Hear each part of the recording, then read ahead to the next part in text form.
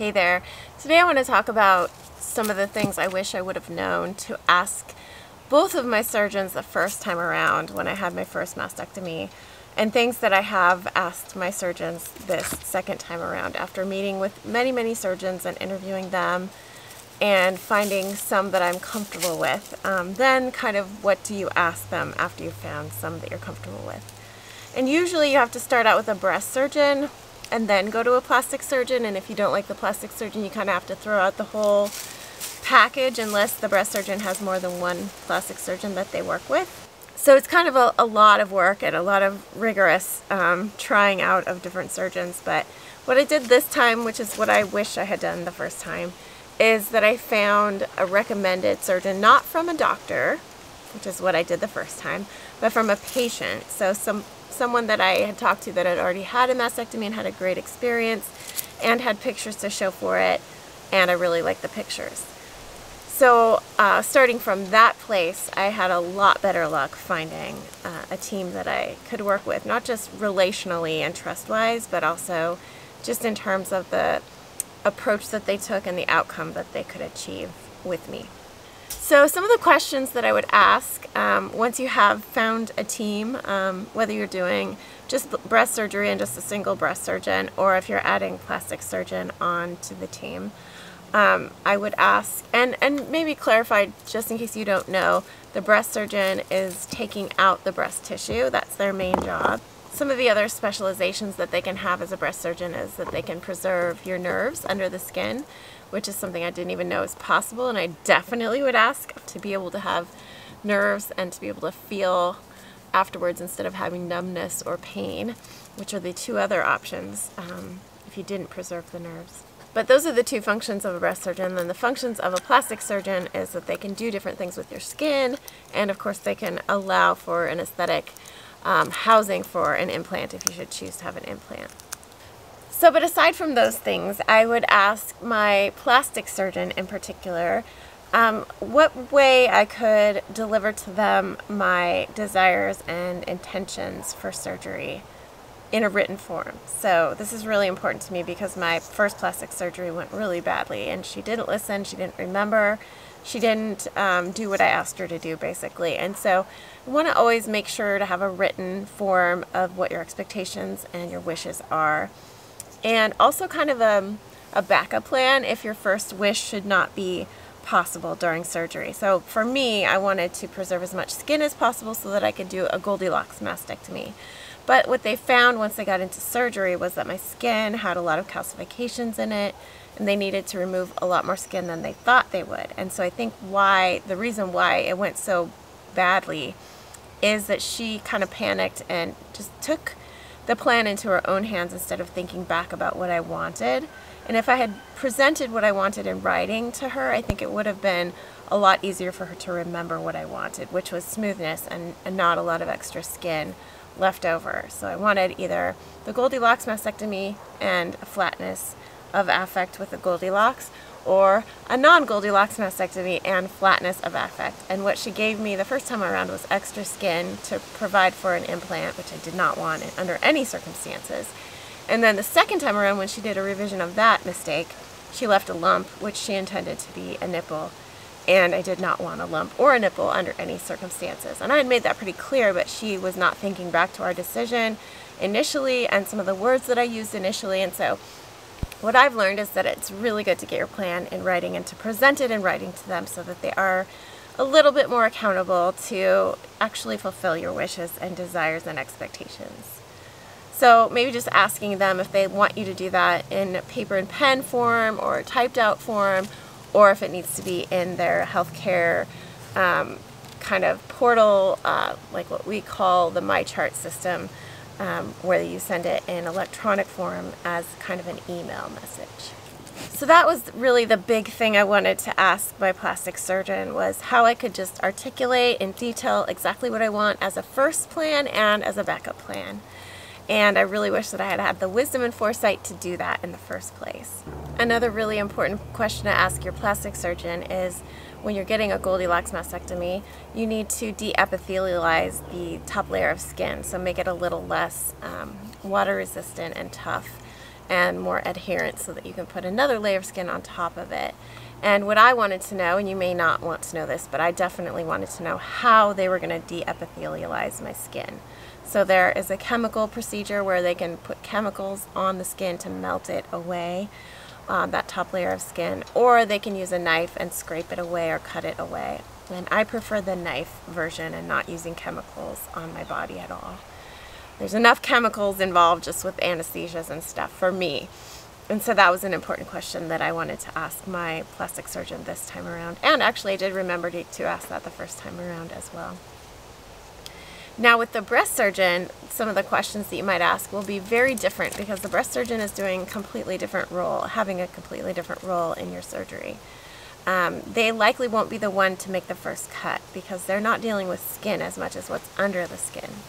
And so your plastic surgeon will make the first cut, which means they'll be the ones to prescribe medications. And you might want to talk to the plastic surgeon about medications as well if you have any preferred pain medications. I prefer gabapentin, and I don't plan to take any opioids for pain at all. I'm doing other things for pain, and I have another video on that, so I won't go into that here, but I'll put it down below and up above. But the things that I would ask my breast surgeon, and that I am asking my breast surgeon this time around, are more to do with the nerves. I did ask about nerves the first time around, but I hadn't had an education in nerves, and so I didn't really know what to ask. I asked, which nerves would be severed, of course, and that's pretty clear, but it wasn't as useful as knowing about preserving the nerves.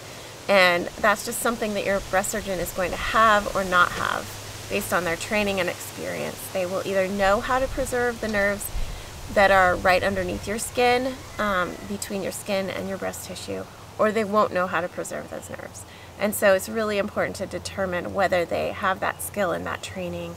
And the term that I would use when I'm asking that question of them is, do they have the training to do a nerve-preserving mastectomy?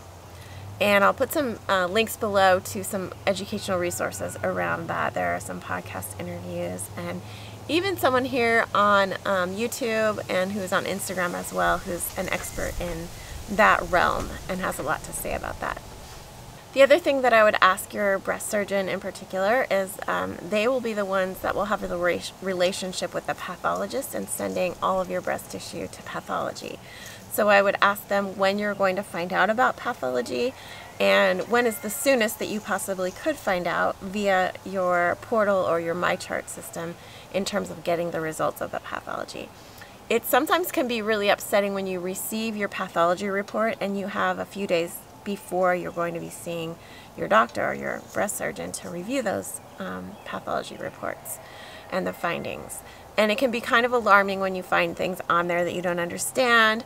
And so you just want to make sure and understand what the timing is going to be. And you want to make sure that you actually get to see that surgeon to go over your pathology report and not just one of their assistants or someone else in their office, because you've built a rapport with that breast surgeon at this point, and it can be a lot more comforting to face the kind of news that comes with pathology when you're dealing with a known entity or a known person rather than a stranger, in my opinion. Something else you might want to ask them is if they use an anesthesia, a local anesthesia that has any apparatus attached to it. Sometimes there can be like a continuous pump of anesthesia that they'll leave in your breast area, kind of like the drain where it's just kind of peeking out, and it's something that kind of hangs off of your body. And if they're using that, you'd want to know that in advance. It's going to cause a little bit more inconvenience when showering, and just another thing to watch out for that's kind of hanging out of your body, and something that you might really want because it might provide a lot more local anesthetic. I also asked my breast surgeon in particular for a prescription for an anesthetic to put on just topically on the skin prior to surgery, and that's called EMLA cream. It's something that some studies have looked at, and some good results have come out of the studies that have looked at that for preventing long-term nerve pain in mastectomy. So it's something that I would just ask your surgeon if they'd be willing to prescribe you just a topical cream to put on the day or day and a half or 2 days before surgery to get your skin ready to be anesthetized properly and the nerves to kind of calm down in preparation for surgery.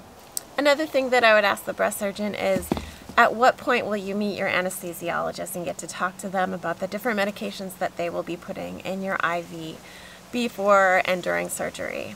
And that's just something I'm really curious about because I like to know what medications are going into my body. Anesthesia is actually one of the most costly parts of surgery, believe it or not.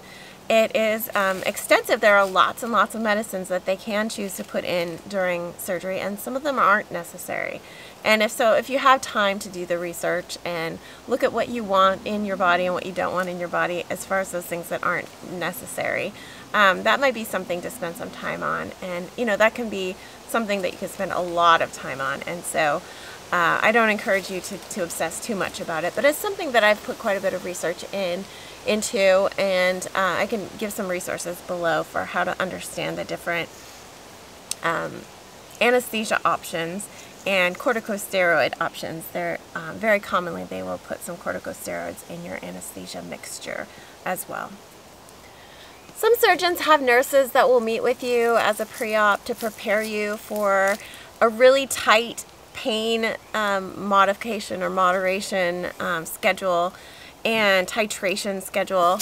And a lot of them will recommend gabapentin and Tylenol as the main two nerve or pain drugs to use as you come away from surgery. And I definitely recommend those. Tylenol is a little bit hard on the liver, especially as you're getting older, but I definitely took both of those medications. And they'll tell you to make sure and get ahead of the pain and not get behind it, because sometimes it can be hard to catch the pain if you're not ahead of it.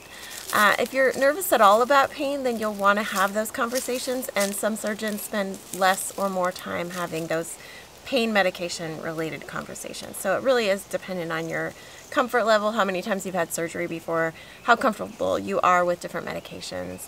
You can ask for extra time with the nurse or the surgeon to discuss different pain medication options.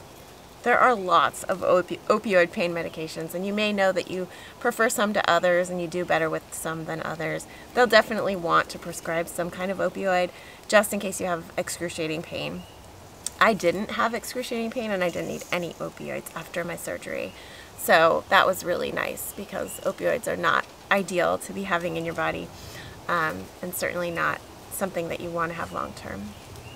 Something they should tell you, but you might want to know if they don't, is like just how long you're going to be in the hospital. Will they be kind of rushing you out right after surgery, or will they let you stay as long as you want to? Are they okay with you not eating something right after surgery? I'm in a fasting state usually before and after surgery, so I'm not planning to eat anything within 24 hours after my surgery, and so they'd have to keep me a long time if I was forced to eat something before I left the hospital. And so that's something you might just want to discuss really briefly with your surgeon if they don't bring it up, or their nurse doesn't bring it up with you. And those are really the main things that I would focus on in my conversations and pre-ops with both kinds of surgeons. Again, the breast surgeon is most worried about getting all the breast tissue out and perhaps preserving the nerves in the process. And the plastic surgeon is really all about reforming your skin after the fact. So what are they going to do with your skin? Are they cutting it down and pulling it taut? Or are they leaving room for an implant? Or possibly the Goldilocks option where they fold your skin under and then fold skin over the top of that folded skin to make a small mound. And in some cases a larger mound if you have a lot of skin and a lot of fat. So the plastic surgeon is really going to be concerned with that skin and how it's looking at the very end. And they will also discuss with you options for coming back for more surgeries if you want to perfect things, get rid of dog ears, do a little liposuction to even things out if you have asymmetry. So that would be things that you might want to ask them about as well in advance. But that's my summary of the things I've learned, and I hope it helps you. I'm heading into surgery in just over a week, and so I'll be doing lots of videos kind of reflecting on the surgery process and the preparation for surgery as well. So I will see you very soon if you follow me, and if you don't, then hit subscribe and come along for my journey. I'll see you very soon. Bye-bye.